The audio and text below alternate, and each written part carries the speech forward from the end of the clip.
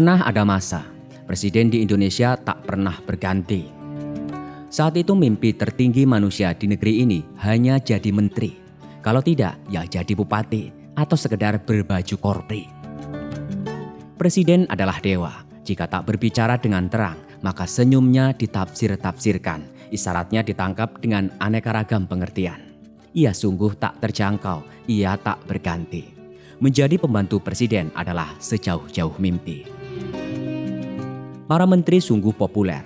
Bahkan nama Menteri Ristek B.J. Habibie menjadi bagian lirik lagu Iwan Fals terselip di bait tengah lagu Umar Bakri. Profesor Dr. Insinyur pun jadi bikin otak orang seperti otak Habibie.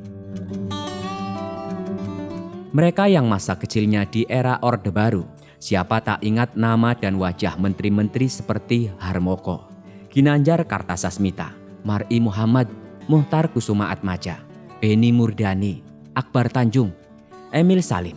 Masih ingat mereka? Para menteri anteng dalam kempitan presiden. Ada yang bertahan beberapa periode di kabinet tetap di tempat semula atau bergeser ke kementerian lain. Tidak heran jika rakyat akrab dengan nama dan wajah mereka.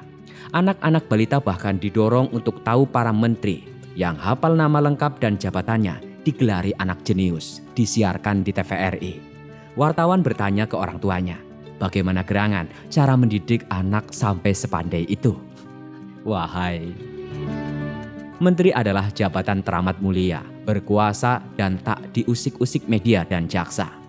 Tidak ada kontroversi, bahkan ketika presiden mengangkat putri sulungnya menjadi menteri sosial dan mengumumkan dengan gaya yang khas. Menteri Sosial Saudari Siti Hardianti Rukmana. Sang ayah, sang patriarki memanggil anaknya dengan saudari dan rakyat mendengarnya dengan senyum digulung. Pernah ada ribut-ribut soal menteri ketika Menteri Pariwisata yang bujangan, Jov Ave, kabur dari Selandia Baru, dikejar aparat keamanan karena dilaporkan berbuat tak senonoh kepada bellboy sebuah hotel di sana. Kepada wartawan ia mengelak, enggak, kami hanya sorong-sorongan. Sejak itu di perbincangan publik yang sinis, ia dijuluki Menteri Sorong-Sorongan. Lalu atasannya, Presiden Soeharto, meminta media tak lagi meributkannya.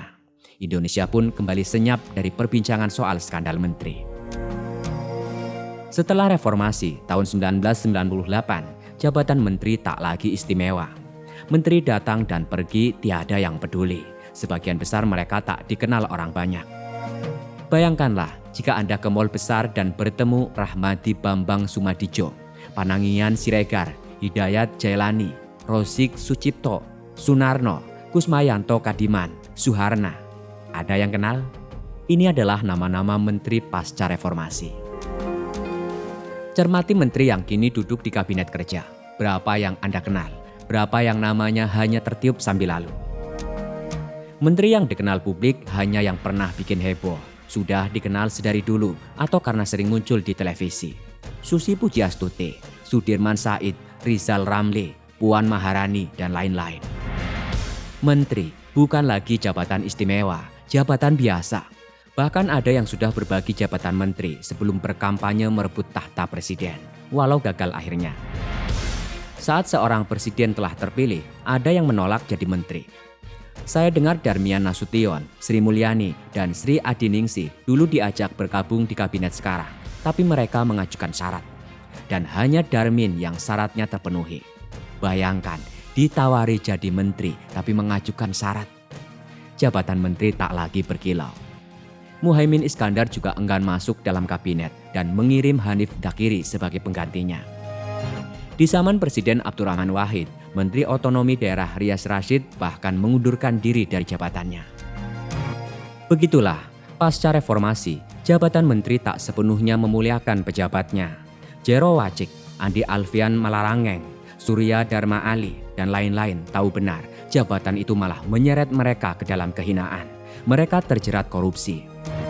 Dalam catatan KPK, sepanjang tahun 2004 hingga 2015, lembaga anti rasuah ini telah memenjarakan 23 menteri dan kepala lembaga.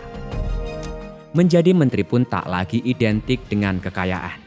Gaji menteri 19 juta rupiah, tunjangan operasional sekitar 100 juta sebulan. Tapi proposal dari partai, anggota DPR, kerabat, orang luar, tak sedikit jumlahnya, tak cukup dipenuhi dengan gaji dan uang operasional. Bagi menteri yang memang sudah kaya sebelumnya, ini memang bukan soal. Saya ingat Yusuf Kala semasa menjadi Menteri Koordinator Bidang Kesejahteraan Rakyat, ia menarik duit dari perusahaan keluarganya, sedikitnya 50 juta rupiah sebulan untuk menambah-nambah biaya kantor. Saudara-saudara sebangsa dan setanah air, jika hari ini ribut-ribut seputar Petrol, Freeport, dan lain-lain masih dikaitkan dengan upaya menteri menyelamatkan diri dari reshuffle kabinet, saya tak percaya. Menjadi menteri bukan lagi jalan kemuliaan. Terlalu lama di sana juga mengundang kenistaan.